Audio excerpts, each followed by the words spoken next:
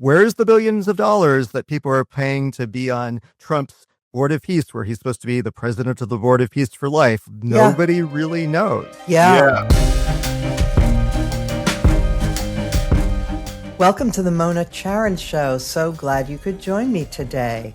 Well, we are here to talk about corruption today. Kleptocracy, actually. And I am joined by two professors who've written a piece in the most recent issue of Foreign Affairs. It's called The Age of Kleptocracy. So Alexander Cooley is the Claire Tow Professor of Political Science at Barnard and Senior Non-Resident Fellow at the Chicago Council on Global Affairs. And Daniel Nexon is a professor in the Department of Government and the Walsh School of Foreign Service at Georgetown University. Welcome to you both. Thank you so much for joining me. I should note that I am a graduate of Barnard College from about, 100 years ago. So thanks so much for having us. Yeah. All right. So you're making an argument in this piece that there is a way to understand Trump's foreign policy, that people have been getting it wrong. So let's walk through that. What are the things that people, in your judgment, have been getting wrong when they analyze the kind of foreign policy that Trump is now implementing? So let's start with you, Professor Cooley. Yeah, thank you, Mona. It's a pleasure to be on. So I think the number one thing that people get wrong or that they assume is that Trump's 2.0 foreign policy doctrine, because it is significantly different than 1.0, is a version of anti-liberalism that is realist, right, in its orientation. And realism presumes to be acting on behalf of the national interest. The main arc of the reaction to sort of Biden's liberal institutionalism has been, we can no longer support these commitments to global governance, to globalism, to sort of foreign kinds of entanglements. And we need to get back to sort of the core definition of American interests, right? America first. Okay. So far, so good. Furthermore, there's a talk of transactionalism, right? We're not going to be bound by sort of norms and values. We're going to have like transactions deals, right? And that is really the word of the day. Post-conflict deals, right? Economic deals in the Arabian Gulf or sort of with allies, all again on behalf of the American worker. The problem with this assumption, right, is that we are actually looking at a situation where two related things are going on at the same time. One is the deinstitutionalization or the kind of collapse of the policy inputs, the sources of determination of what constitutes the national interest, right? Across intelligence circles, the State Department, the bureaucracies that staff the interagency, right? In other words, the national interest. Well, hang on, because I think you're getting ahead of the argument that you make. So let's back up for a second.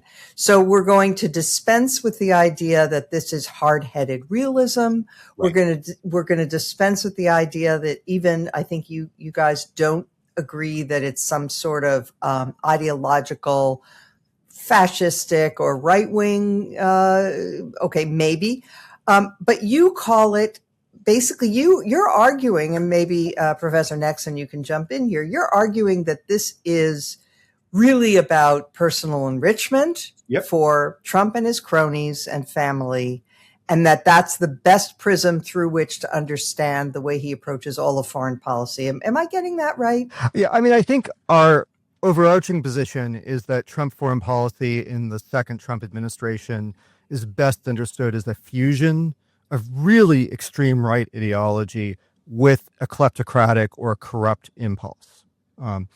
The article focuses on the kleptocratic side because we think that's driving a lot of the show right now, despite the fact that the national security strategy was a far-right extremist document. Yeah. But if you actually, given that so much authority is concentrated in Trump's making a lot of the decisions that really matter on foreign policy, and his envoys, his personal buddies and relatives who are off negotiating these deals are doing so in this, kind of what we call a kleptocratic manner, we really sort of think that that is probably the more important frame right now for understanding most of what's happening in U.S. foreign policy. It doesn't explain everything.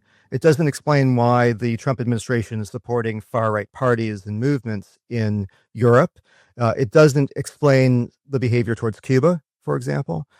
It doesn't explain it doesn't entirely explain some other features that we could go into, but it does explain things like Greenland, Ukraine policy, what's happening in the Middle East, and so on and so forth. Yeah. So let's scope out a little bit before we turn to some of those particular examples. Let's get a sense of the scope of this corruption, because this is unprecedented in American history. I mean, the amount of personal enrichment we're talking about here is like starting to sound like Ferdinand Marcos or Suharto or something. So maybe Professor Cooley, you can fill us in on exactly how much Trump has enriched himself in just the first year.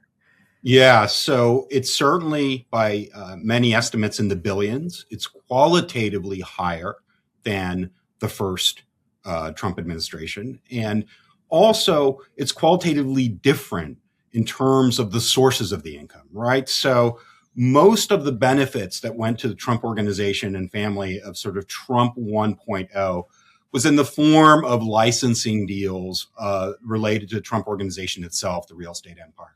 What you see with Trump 2.0 is in shoving aside the negotiating bureaucracy and bringing in personal envoys, right?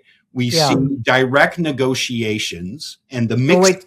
Talk about the firings. They fired a whole bunch of career people, and he puts in his personal cronies, right? Like Witkoff. So Witkoff is extraordinary because he is a longtime associate and friend in real estate. He has been, and we've had special envoys before, right? Yeah. So in the sense, like appointing someone who's trustworthy is not in itself unusual. What's unusual is the scope of Witkoff's portfolio, right? Every single Middle East situation, including the talks in Iran today, right? But talks in Gaza, the Arabian Gulf deals, the Ukraine portfolio, right? And what we see coming up time and time and again, and we'll get to Kushner in a sec, is that Witkoff seems to be mixing the diplomatic side of things and how to achieve peace or negotiations, right? How to secure the agreement that the U.S. wants, right? With side payments, right? And other kinds of financial deals, right? So questions about, for instance, maybe these frozen funds in Ukraine can be reappropriated, right, for joint U.S. and American projects, right? So that's the essence of this. Plus, one other significant thing that's important to note, which is a founding of a Trump family, Witkoff family crypto firm, right? World Liberty Financial, right? Yep. Been at the center of some of these schemes that are now being reported on and uncovering. So, in other words, the Trump family has created new business opportunities in Trump 2.0. So the scale, as you mentioned, it's in the hundreds of millions and billions, whereas before it was relatively paltry. So let's talk a little bit more about the whole crypto thing. The Wall Street Journal's great reporting showed that 4 days before Trump took the oath of office, World Liberty Financial. Now, I have to admit, my eyes glaze over a little bit when we get talking about cryptocurrency. Yeah. But so if I get it wrong, please correct me. But my understanding is that Binance, sort of backed by the UAE, bought something like 49% of the cryptocurrency or something, or made some huge investment in World Liberty Financial, which went directly to the Trump family, right? And does Witkoff get it? Does he get his beak wet there too? I'm not sure. Maybe there was some for him too. But This was a deal that has layers and layers because there was also a pardon involved.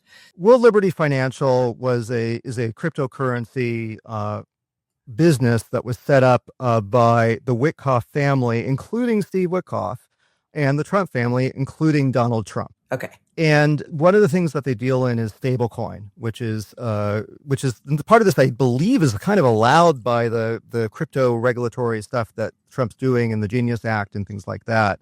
But these are essentially cryptocurrencies that are pegged in some way to a fiat currency by a government, in this case, the US dollar. And so what seems to have happened is that Witkoff brokered a deal with the National Security Advisor of the United Arab Emirates, who's also a prince, who also has a big control over at least some portion of their sovereign wealth fund and has big companies that are involved in making money. Right? So they did a whole bunch of deals that were sort of, U.S. business diplomatic deals, and they seem to have negotiated that the UAE company would purchase, I think, $2 billion worth of stablecoin. And then that stablecoin would be deposited in Binance, right? So it was so they were brokering a transfer, and it was their money that was going into World Liberty Financial to then be invested to the stablecoin to move over to Binance. And this was at the same time as Witkoff was negotiating the removal of an export control policy that had limited the sale of high-tech chips to another company controlled by the same people in the UAE, that the national security officials had blocked on the belief that those chips would find their way into Chinese hands and thus circumvent the U.S. policy of trying to keep the Chinese from getting access to top-of-the-line AI-related NVIDIA chips, so we could win the AI arms race, whatever that means. Well, hang on. Let's just pause on that for 1 second and just underline it in black Sharpie, if you will. I know somebody likes black Sharpie. The fact is that this crew constantly portrays themselves as being tough on China. And that's, sometimes they give that as the justification for kind of abandoning Europe. It's oh no, we have our eye on the ball. We have to be really, really tough on our main international competitor, and that's China. And what this deal does, right, is undermine that by allowing perhaps China to get its hands on these chips that the Biden administration, for example, and I think Trump won, the first Trump administration had been keen to keep out of China's hands. Trump 1.0 had actually pushed the United States in the direction of a lot of these things like export controls and getting tough with China on a whole set of fronts. The administration expanded that. I think they were actually more aggressive and a bit smarter about it. And then Trump 2.0 seems to have mostly kind of unraveled that, particularly when there are opportunities for Trump and his cronies to make money, which seems to be what's going on here. And that is, I think, when we talk about the importance of shifting away from a focus on U.S. foreign policy as being conducted at a conception of national interest, this is what we mean, is that things that across the board, Republicans and Democrats would agree were in the national interest, or they might disagree on specifics, but they would all have an argument about what was in the national interest. Instead, what's happening is that those objectives, values, policies are being sacrificed when they run afoul of opportunities for self-dealing. And so that's why it's not just personalist, it's not just an individual who says, I am the country and I best represent the national interest, although that's what Trump claims. Mm-hmm. It's really about personal interest in that kind of pecuniary, private interest sense that's driving things. And the World Liberty Financial stuff is just a really stark example of that. And the reporting on that has just been fantastic. And, everybody dies wrongdoing. These just happen to be negotiated around the same time, just coincidentally.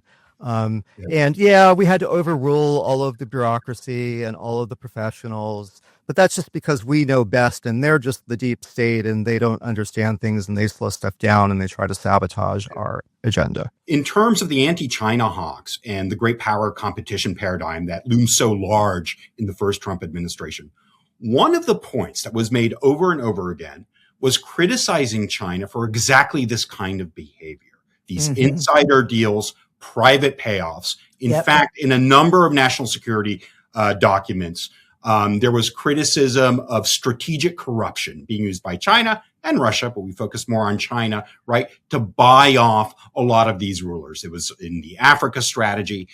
It was in the national strategy. And so now you see a kind of enabling of very much the same thing, right? The fusing of sort of official agreements with private payoffs, right? And of course, no mention or criticism of strategic corruption.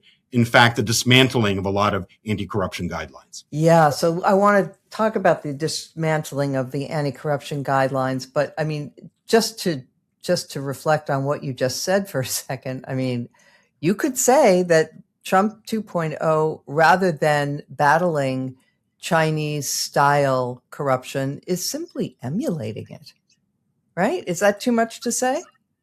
No, it's not. And one of the arguments that we make in the piece, it depends a bit on the partnering country, right? But we saw this with Trump's first trip abroad, right? He visits three countries, right, in the Middle East, Qatar, United Arab Emirates, and Saudi Arabia. And what comes out of those is very similar across all threes, right? Big announcements of massive packages, 600 billion, 800 billion, 1 trillion, right? All framed as agreements to benefit the American worker. Then you dig into these and you see some of them are government agreements, some are commercial deals, right? Like Boeing orders that were on place anyway. And then some are a bunch of private deals, right? Licensing agreements for golf courses, Trump's jet from Qatar, all sorts of things that are intermingled. This is exactly what China does, right? They combine the public goods and development loans that they provide with sort of the private payoffs. But the other thing that all three of these have in common is they're dealing with sovereign wealth funds in these countries, right? Which are controlled by a small family circle and can be directed relatively easily, right, to help supply the funds for these deals. So I think the similarities, especially in those cases, are really stark. Perhaps, though, what differentiates them is that they're at an even greater scale than what China has been doing. Okay, now let's talk for a second also about regulation, because one of the things the Trump administration did was curtail regulation of cryptocurrency. Isn't that right? The war on crypto is over, right? Yeah. That was the declaration, right? And yeah. Dan talked about Binance, right? This sort of crypto provider that has been sort of key to the UAE deal and sort of launching and partnering on stablecoin. Well, Binance's founder was issued a pardon by Trump, right?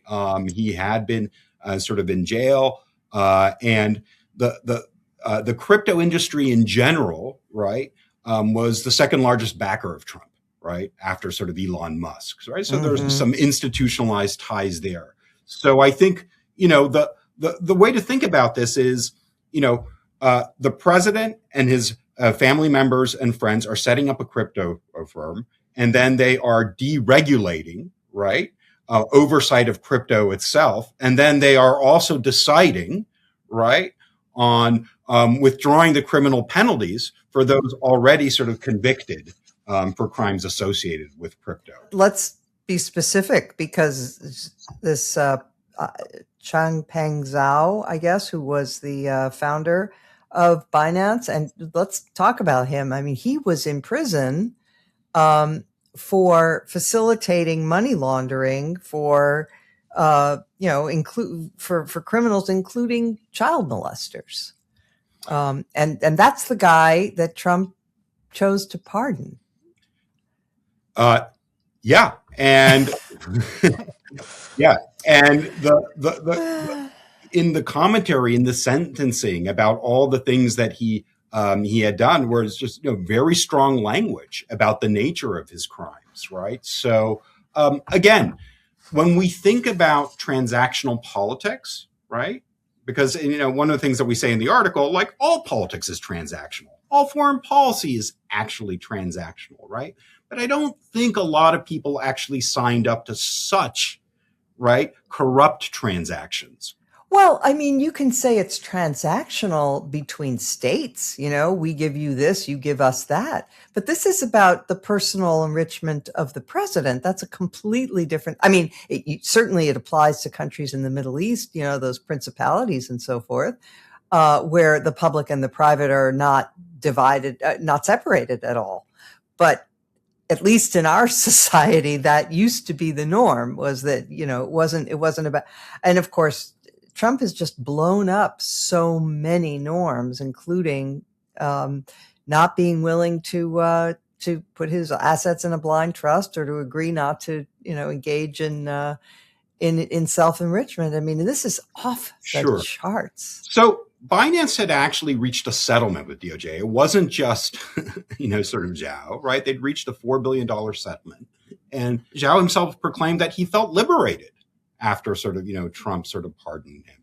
So I think the overall sort of tenor here is that all of these instruments of state power, regime power, right? Power of the pardon, the power of regulation, the power to set foreign policy priorities, right?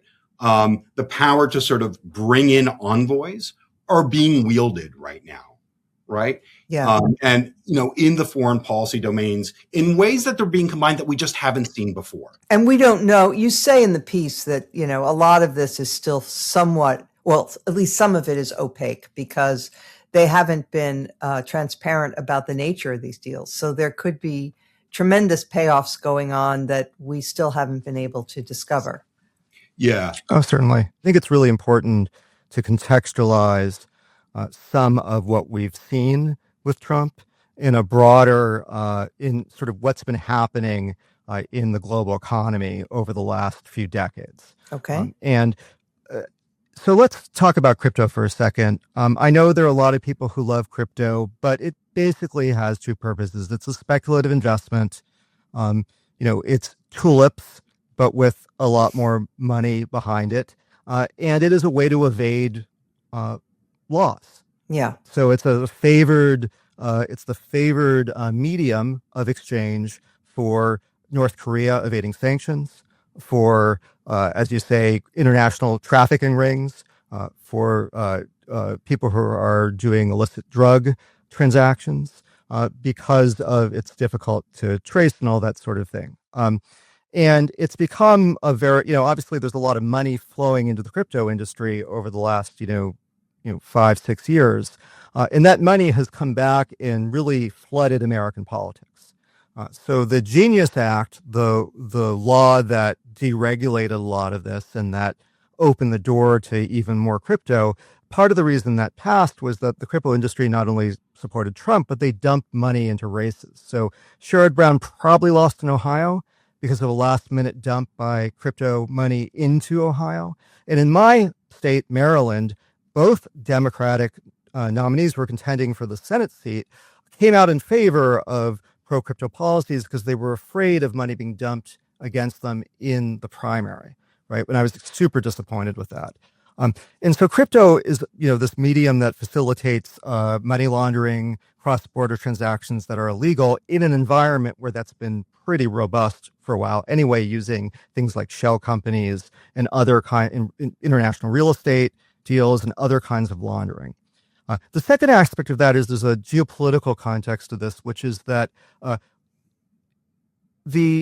lot of America's privilege, a lot of our ability to run budget deficits, all that sort of stuff, a lot of our international power is based on what we call dollar hegemony. Mm-hmm. The fact that the U.S. dollar backs everything. It's a reserve currency.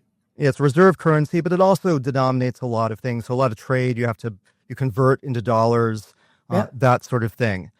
And I don't want to say that this is going to destroy dollar hegemony, but part of what happens when you start shifting to crypto as a medium of international exchange is it substitutes for the dollar.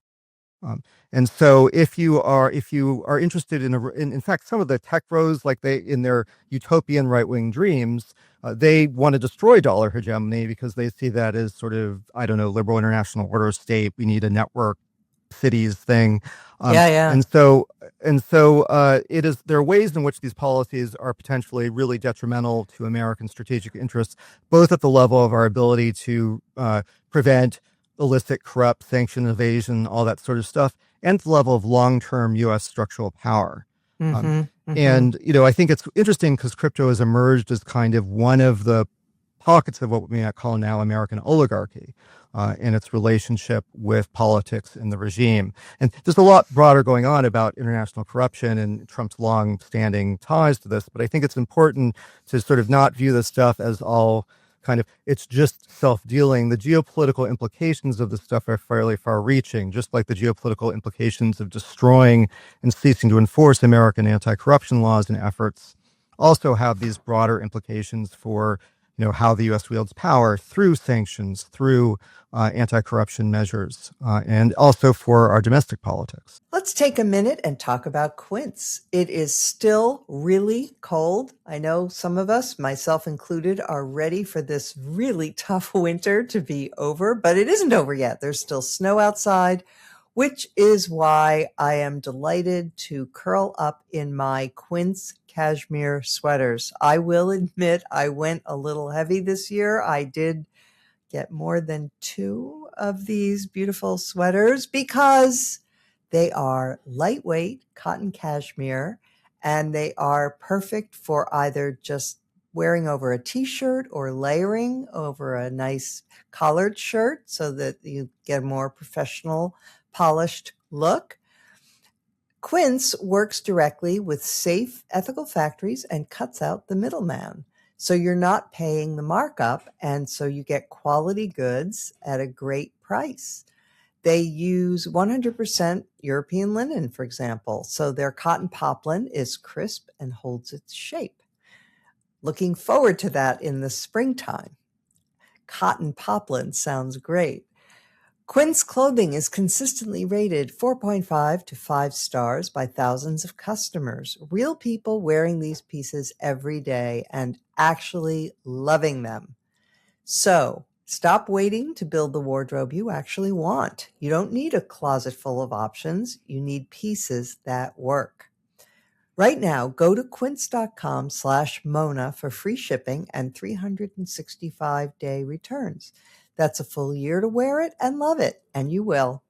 Now available in Canada, too. Don't keep settling for clothes that don't last. Go to quince.com/Mona for free shipping and 365-day returns. QUINCE.com/Mona.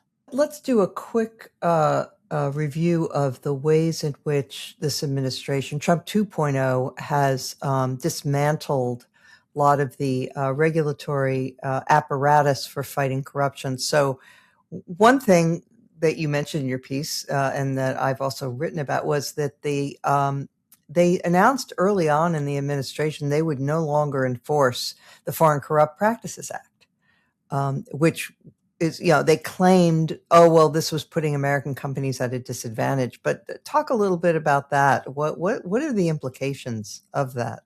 So Trump actually has always thought that the FCPA, for short, is a bad idea, right? We have some accounts of during Trump 1.0 arguments he would get into with the first Secretary of State, Rex Tillerson, right, the former CEO of ExxonMobil, right, talking about the FCPA. And it seemed that Trump just assumed that Tillerson thought this was a bad idea. And Tillerson was actually defending it, right, saying, no, actually, it empowers U.S. companies, right, because it takes kind of behavior off the table. Exactly. Then foreigners can't come to them and say, please give us a bribe. You say, hey, I'd love to, but, the law forbids it. Right. And so when you think about sort of Trump's own formative business dealings, right, in real estate where you're going sort of for contracts where it's dog eat dog, where the graph seems to be built in, right, for him, payoffs and business seem to be sort of synonymous. And so you had Tillerson, the Exxon CEO, sort of pushing back on that. What we see now is a series of even though these are on the books, right, the FCPA, a series of declarations saying that the FCPA harms U.S. business interests, right, which, based on no actual sort of finding or survey or anything of the matter, just sort of an assertion, right?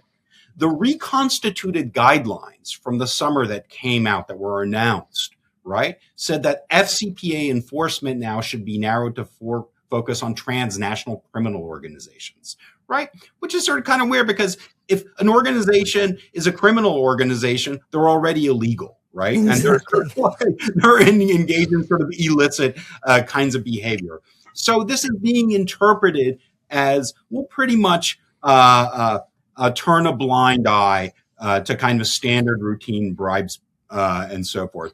Many law firms are advising their clients, don't go crazy yet, right? Because it's still on the books and the interpretation of how it's enforced might change in the future.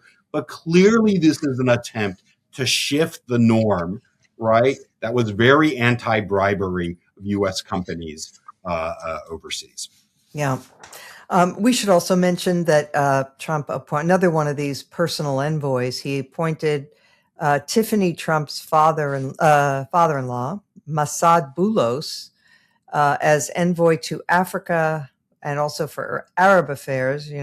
Like Steve Witkoff, he has a huge portfolio. Supposedly, came to a negotiated an agreement between Washington and Kinshasa, and Trump it said at the signing ceremony, everybody's going to make a lot of money. Yeah. So just, there you go. All right. But so we know that the corruption is off the charts, that there is also an institutional element here, that the president is disabling regulation. He is enabling crypto to thrive without oversight. He is firing career people and hiring his own personal friends and relatives as important envoys. We know he took a $400 million jet from Qatar, et cetera, et cetera, et cetera. But now let's turn to whether this is a full explanation of everything. Because there are certain things that he has done in foreign policy we can now sort of examine through this lens. So I think the best argument for your case is Venezuela, right? Just a simple kleptocratic attempt to extract, he extracted Maduro, put in his VP who is, more compliant, no effort to promote democracy or anything like that. And then the funds from the oil are going into an account where in Qatar or someplace in the Caribbean. Where are the funds going? It's in Qatar, and there's actually an argument for doing this, which is that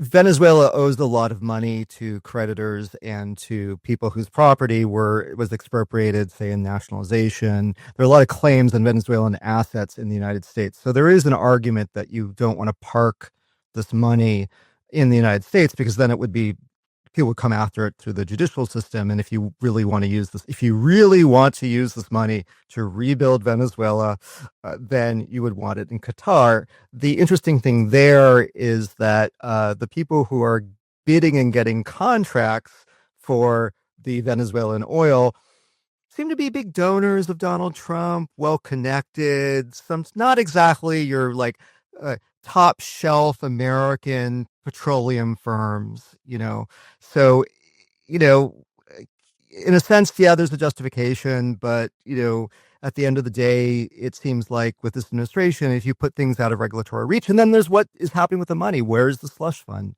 Where's the stuff going? It's like I'm sure the Board of Peace, right?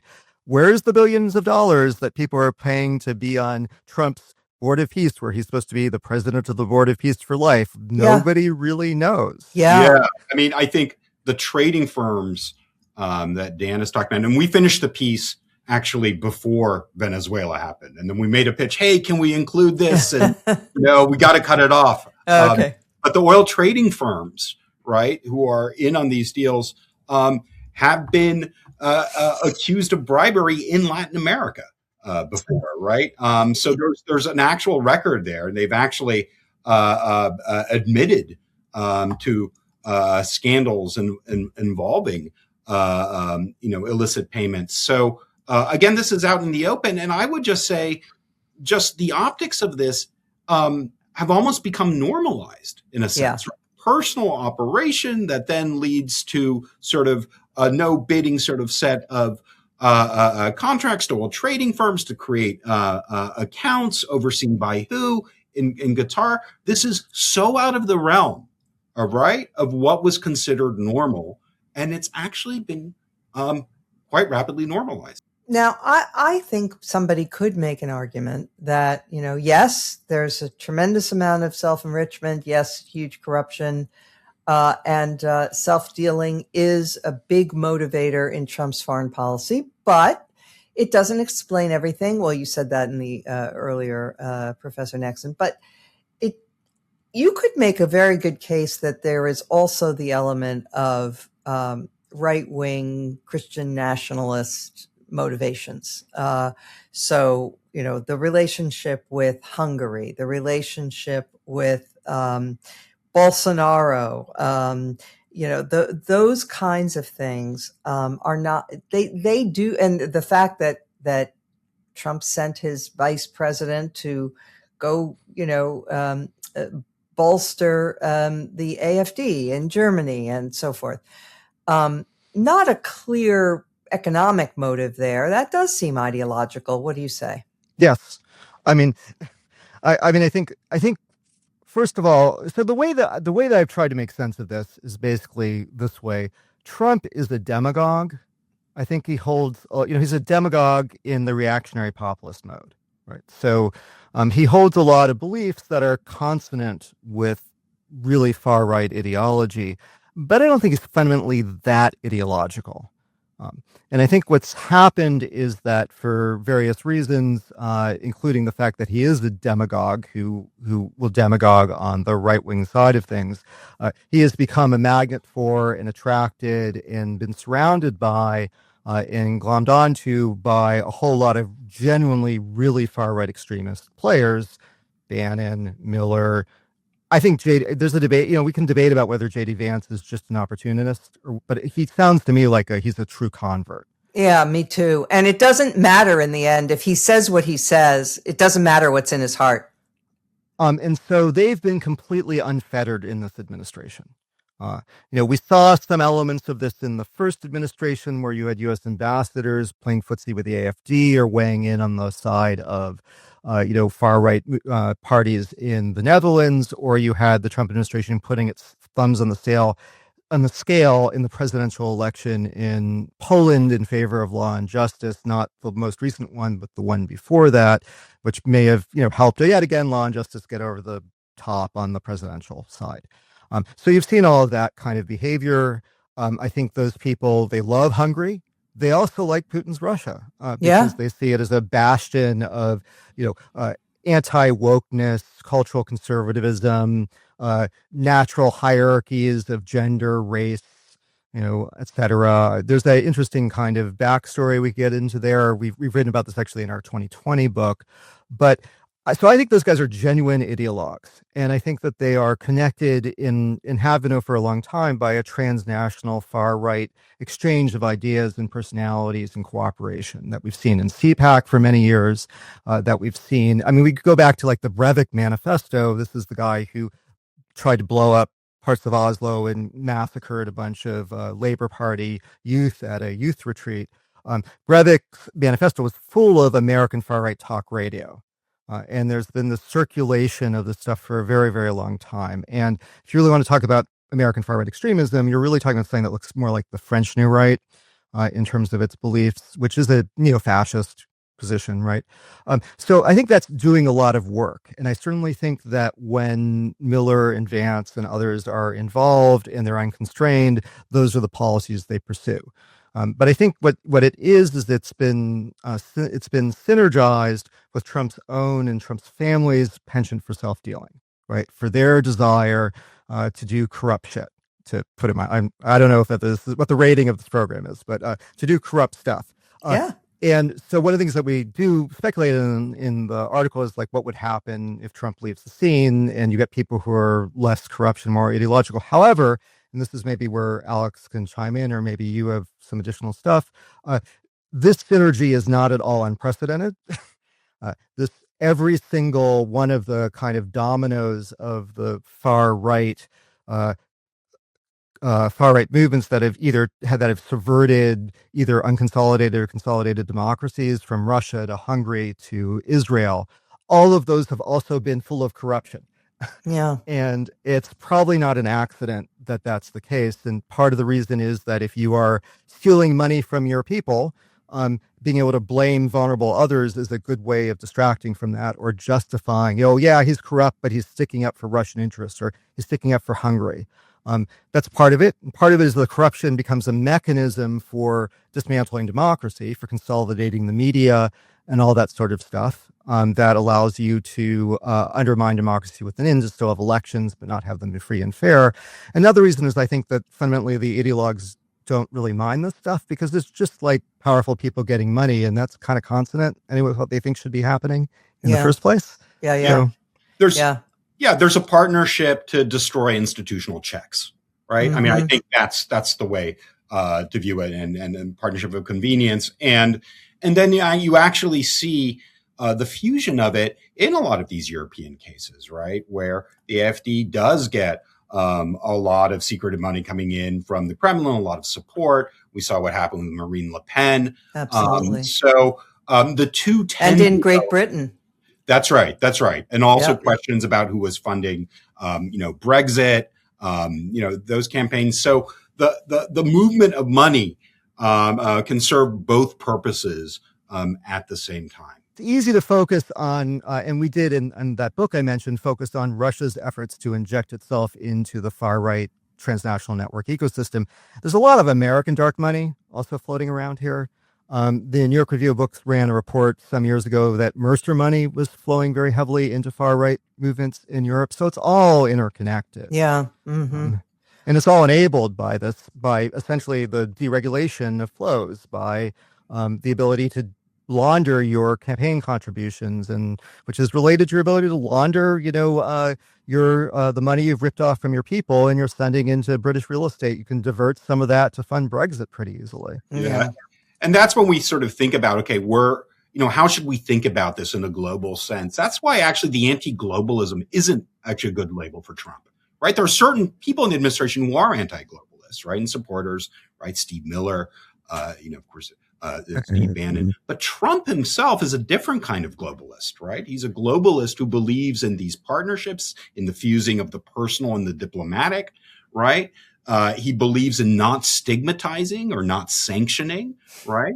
No. I'm sorry. He does stigmatize democratic countries all the time. Correct. That's right. Yes. But I mean, on those who he finds to be sort of political allies, right? He just doesn't believe in stigmatizing, bad guys, the Russian oligarchs, right?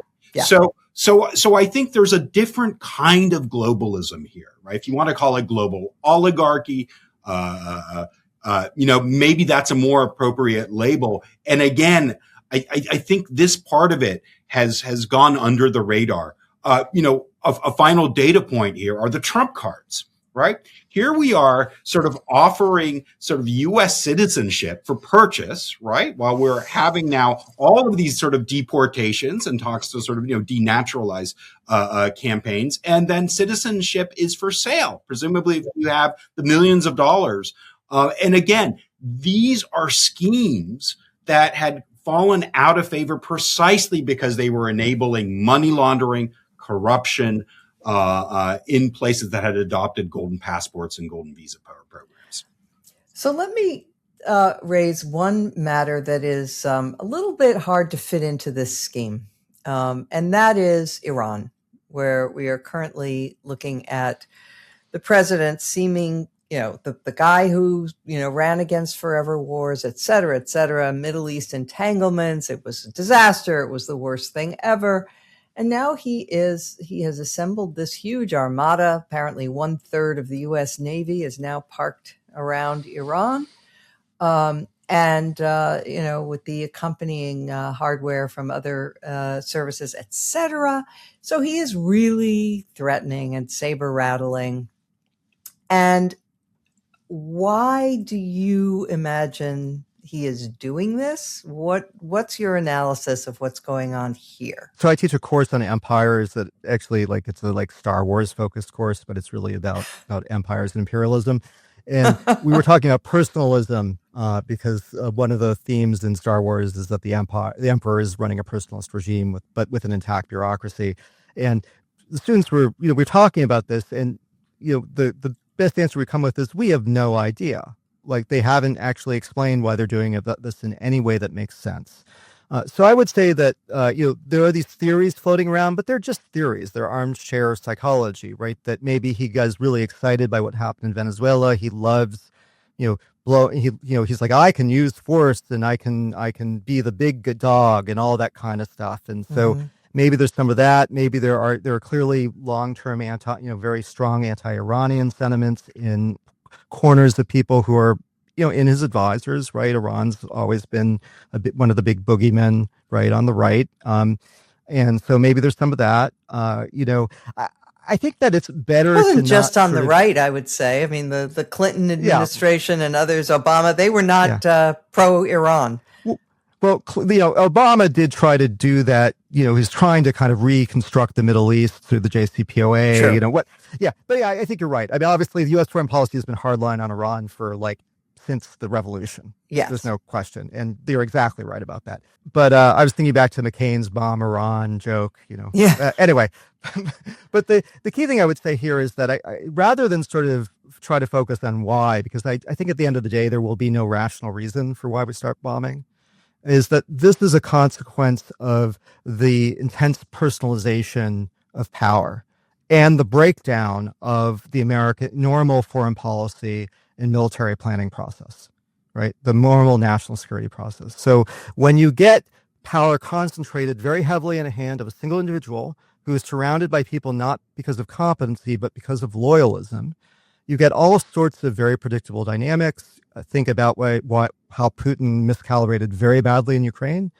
That was what was going on there. You get yes men, you get people who don't want to say negative things, you get people. And also, fundamentally, when you concentrate power, the decision like this, and it's so concentrated in a single individual, they just do stuff because they want to do it, because they wake up in the morning and he can decide he's going to put maximum pressure on Iran. And then maybe he wakes up and he decides, you know what, I want to bomb. Or maybe I don't want to bomb that day. And when there's no normal process, when there's no other voices in the room, when it's all these people. And I will say, though, that that's the fundamental sort of structural condition. But other people have written very nicely about that stuff. Goodnitsky's done some nice stuff on this. Elizabeth Saunders at Columbia, Stacey Goddard and Abe Newman have their neo-royalism framework. Fundamentally, one of the things that Trump is really about is status. Like, he's driven, I mean, you could argue it's pathological narcissism and insecurity, but he really likes to be dominant, right? He wants to be in a position of status dominance. And I think that's actually a lot of what he offers to his supporters. Yep. There's a sort of economy of status. You can feel powerful through me. And so I think fundamentally Trump, Venezuela, he was able to punish Maduro for mocking him. And now he's like, I can exert dominance and status for the use of the U.S. military, and I want to increase military spending by $500 million, and I can just order these things on the commander-in-chief. And so I think you could, if you broadened our understanding of what kinds of goods, what kinds of pecuniary benefits people receive from positions of power, it's not just money. And this is the case for everybody. It's always status from being in decision-making positions, but Trump is particularly a black hole of status, and his political movement is really built on the restoration of status for, white guys and people like Trump. So, yeah, I would say the other dimension of it, and it's not the primary dimension, though, you have the current negotiators in Geneva, right, have all been involved in these deals with sort of regional powers, right? And so we know about the investments of the sort of Saudis into Kushner's portfolio. We've talked about the UAE and sort of Qatar. And so if just from the sense of, again, what Dan said, the foreign policy formulation, how do you formulate what the U.S. position should be? You have two lead negotiators who are friends and family members, right, who have been involved in personal business dealings, right, in the very region, right, with countries that have, very clear preferences about wanting this regime to come down. So again, I don't think this is primary, but this is one of the complications, right, that this deinstitutionalization and this personalization creates, especially in a time of crisis and brinksmanship, which is where we are right now. Yeah, I think both of those are quite persuasive. I would add only that it could well be that Trump was in his prime years of life when the Iranian Revolution happened. He's probably himself imbued somewhat with the dislike or and fear of that regime, which is not illegitimate. It is a terrible regime. Yep. And he may think, look, it has never been weaker than it is at this moment. And if I were able, using military force, to tip it over, then I would be able to claim I did something that no American president was able to do. And he loves that kind of boasting, that he did something others wanted to do but couldn't. Of course, I will quickly add, the problem with that is that he has absolutely no strategic vision of how this would work, or even if the regime fell, what would come after. I mean, all of those things are clearly not planned out. So I'm not endorsing this, but I am saying it might be possible that the sort of the psychological and the political come together here in the case of Iran. I think that's that's super. I think it also raises another sort of consequence of this, which is this kind of personalism, kleptocracy, whatever label we want to assign to it, is very short term, right? It's about short term benefits, gains, status, profits. And when you dismantle the policy planning apparatus, the whole question is, how do you plan on the after? What is this going to look like? Who are you going to line up, right? This is absent from all these post-conflict resolution kind of situations and conflict in progress situations where Trump, wants to take credit. And this is, I think, the medium-term danger that, places like Venezuela, places like, Rwanda that you talked about with the DRC, Ukraine, this is the other element of this short-termism, right? Really sets aside any kind of sort of questions of sort of, concentrated, well mapped out sort of planning. The key to Trump's thinking seems to always be go back to like some moment in time in the 80s. Yes. And assume that your preferences got frozen then. I mean, his obsession, particularly in the first term, with like Germany cheating us and Japan cheating us, this is like 1987 protectionism, UAW workers breaking Japanese cars. It's all kind of antiquated and out of date. And I think that's really crucial to him. Even before his obvious cognitive decline, he really had very strong kind of impressionistic preferences formed in these periods that are decades ago. They are. One more that just gets me, that because he's constantly saying it, is that, in the 1980 Mariel boat lift, Castro did throw some prisoners and mental patients into those boats to send them to the U.S. And this is an idée fixe for him now. He's constantly claiming that Venezuela and all of these other countries are sending us their mental patients and their criminals. It's complete rubbish. But it happened 46 years ago, but it's so cemented in his brain from that era. Okay. Final thing. You argue in the piece that this is not something that we can expect to go away shortly. Why do you say that? I mean, it's easier to destroy than to build. But if you dismantle a large chunk of U.S. anti-corruption capability and task force, which they've done, that doesn't mean that they won't still use anti-corruption as a political weapon to go after their enemies, which is what all of these regimes do.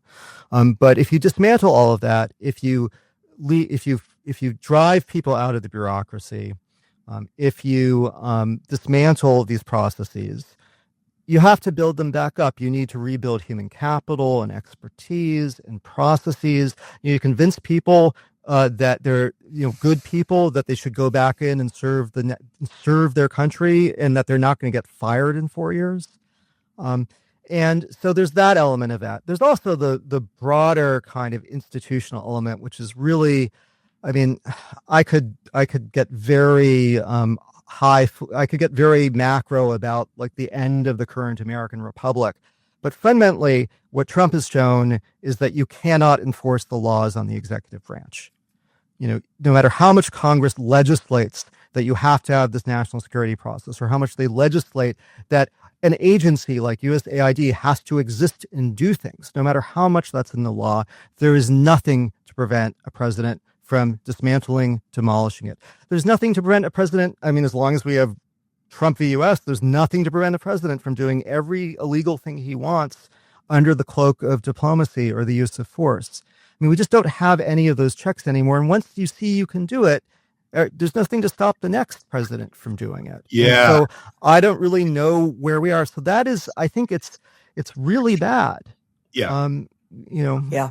Yeah, in a couple of other ways too. Once you open the door to sort of seeing that foreign policy can absolutely be just straight pay to play, right? In all of these areas at a level we haven't seen before, right? This opens the door going forward, right? Yeah. That's sort of one.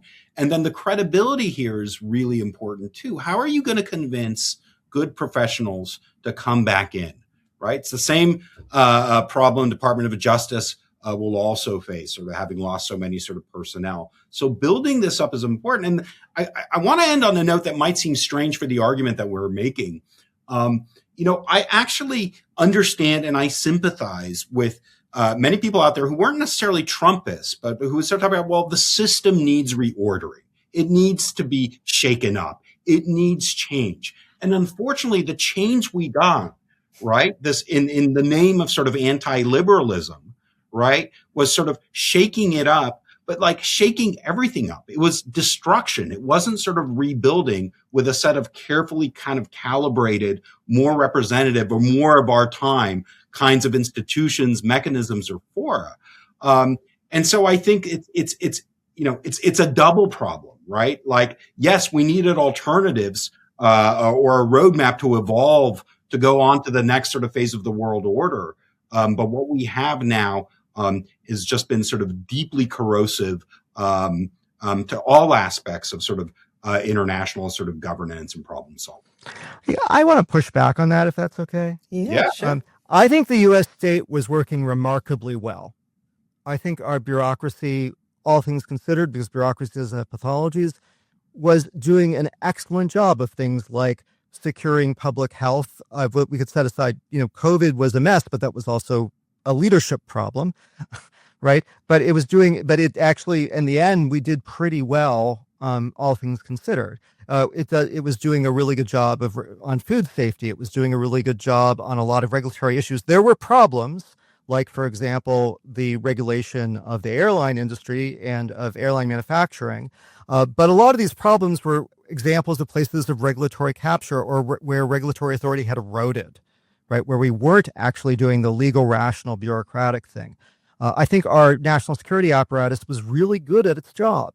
I think when it went awry, it was usually because of really dumb political decisions and actually efforts to twist it in ways that it didn't want to go. It wasn't necessarily as nimble or responsive as we like, but that's not necessarily a good thing when you run a huge global security system where you are the global leader in a huge swath of areas and where you are guaranteeing your own security and others' security and where you are reaping huge benefits from these deeply institutionalized alliances. You don't want like rapid change. You want that continuity. And so I think that the U.S. government gets a bad rap. And one of the things we're figuring out now is just how well it worked and how much we're destroying of that capacity.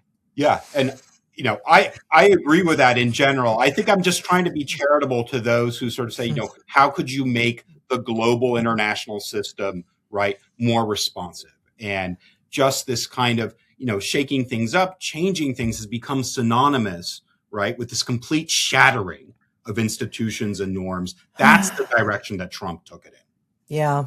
Well, that opens up a lot of other discussions, including, the nature of which institutions in American society were succeeding and which were failing. I agree strongly with Professor Nexon about the things that were working. I would point to other institutions. I mean, if we really were reform-minded, I would look at things like our education system, which I think is desperately in need of reform, and the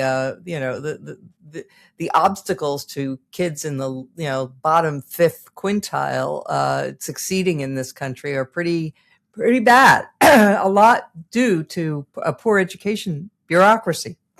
But So many of the things we had before Trump and MAGA came along to destroy our international structure, we had an enviable list of allies and partners, which is now all in question.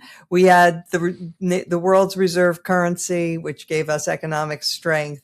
We had our political stability made people trust us to be, reliable allies, and also to be brokers. When things went wrong in the world, people trusted us to come to their aid. And that was partly because of everything that we did with USAID, which gave us a good global reputation, that, we weren't just acquisitive, hegemons, that we were more benevolent and trying to spread democracy and trying to help less fortunate countries. Sorry, is this too depressing?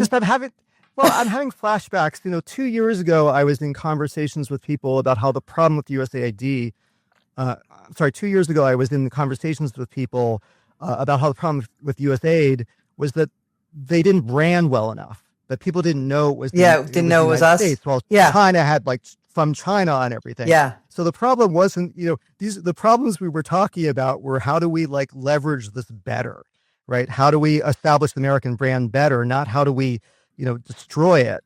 And it's just so depressing. The Trump administration, particularly 2.0, inherited an enormous amount of power and capability that had been accreted and built up carefully over decades, right? Nearly a century, at least, right, of American foreign policy.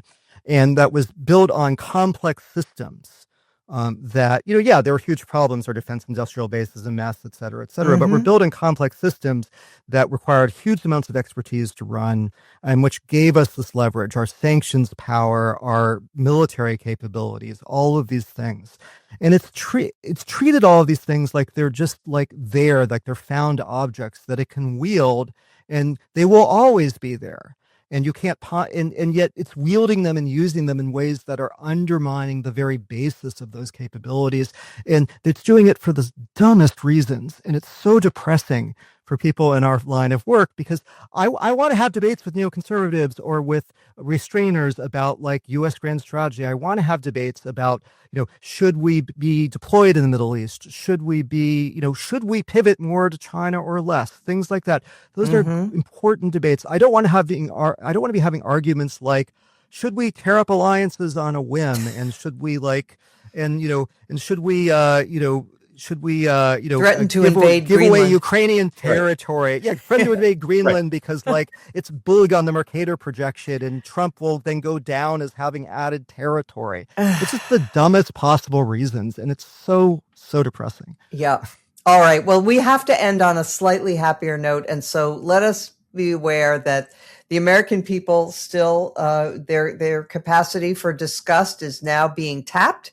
And so they're beginning to cotton on to what's going on. And if they react strongly enough, we can thwart some of the worst aspects of what's going on. So with that, I want to thank both of you for joining me. This is a really interesting discussion. I learned a lot, and thank you very much. Yeah, thanks for having us. Thank you.